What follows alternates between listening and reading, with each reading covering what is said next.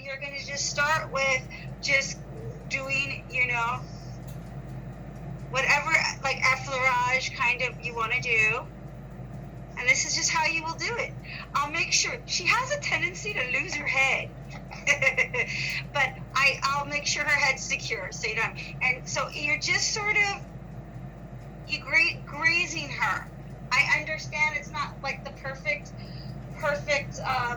world of like getting that tissue, but it's definitely she's a very good model for it. So you'll just do your effleurage in.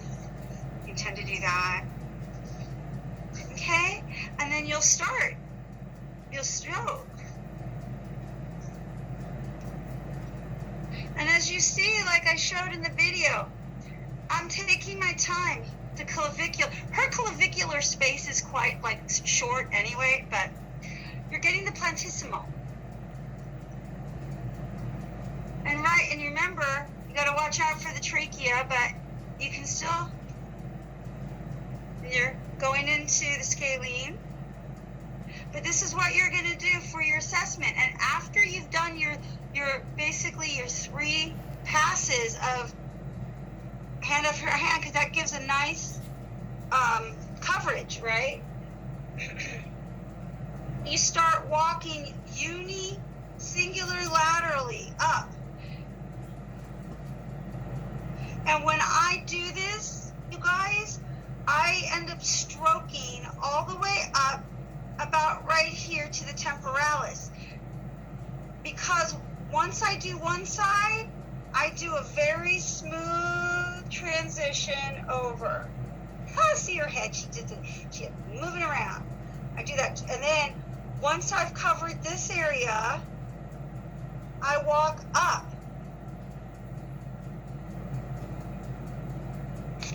Sorry about that, I did the opposite, huh? I closed it off a bit. Okay, I walk up to the, so what students tend to do, whether it's a mannequin or a body, they are just moving way too fast. It's nerves, they don't care, I don't know what it is.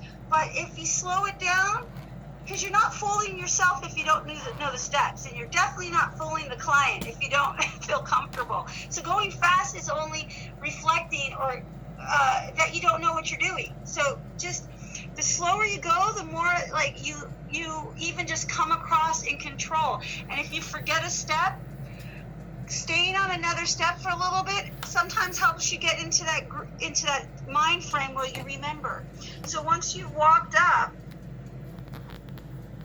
it's not a sprint, right?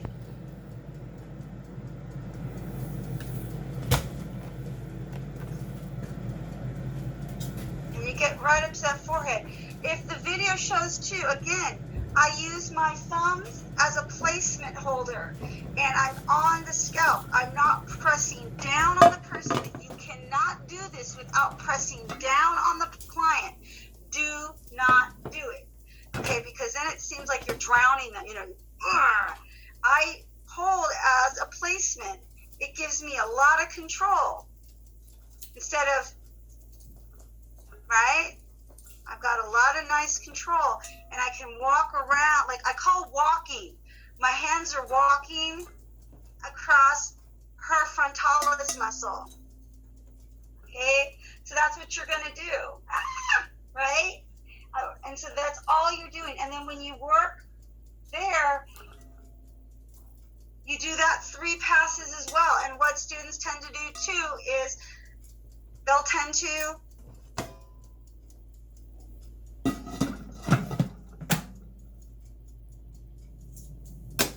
right? It's boom. And I'm like, slow it down. It's not I mean, you don't have to stay on it forever, but it should be trackable. It should be slow enough where it keeps the pace, so that when you do your semicircles, I like to get to the end, the full on the other side, right? And then you're going to start your semicircles, which again, I'm using my thumb as a place placement so that I can get good purchase or grip. Because if not, I'm kind of, and you could still do it. You could still do this very well. But this is just my technique suggestion because I can get a nice leverage. And you see what I'm doing? Another thing students don't do properly when they do face, they don't cover the entire frontalis. I don't care what the person's hairline is. You need to cover the hairline. I mean the frontalis muscle up to the hairline. You can even go a little into the hairline. No one's going to sue you for it. Right? So cover. You see what I'm doing? I'm covering it. And the video, you can really see how long you have to sit and watch me do this. That I really take my time, because if you've ever done it or you've had it done to yourself, or well, you obviously haven't, but you do it to yourself, this move is amazing. Why? Well, because frontalis muscle runs vertically. You are effectively cross-fibering it. I call it like a washing machine motion.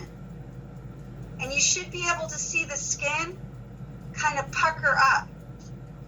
Okay? So in the assessment, if you just go, you see I'm just going across the line, it's much nicer to really cover that. And you do 3 passes. So let's say this is my 3rd pass. I don't tend to stop here because I like continuous movement. I'll bring my fingers to center before I start circling around the orbiculus oris. Okay? See that? So, do you have to do that? No, it just shows better skill. These little things I'm showing show better skill. If you don't end here and then go, versus, you see that? That's like higher level skill set. That means you've put effort into making sure one step moves after another. Okay? Okay, so you go and you do the circle and you just pause a moment. You can pinch. So you go circle. Again, you see how my little thumbs kind of hold to give me leverage, and I'm not going to go into her eyeball. I come to here, I slide up, and I can pinch this brow. If you don't feel confident because there's a little space and you're afraid your finger's going to get in the eye with somebody, just press. Pressing's honorable. It's fine. It's perfect. Okay? Also, if you feel like this is not the move for you, you can just go around the eye and press. Around the eye and press. Miss Linda's video does that.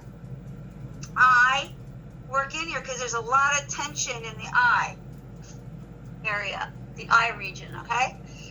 So do that 3 times as well. During the assessment, students tend to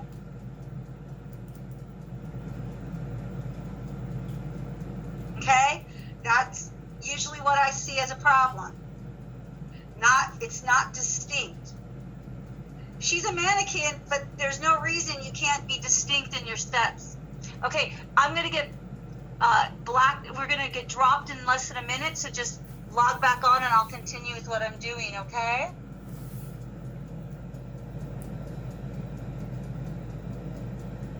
Yeah, I'll send the face video to anybody, to you, Dawn. I saw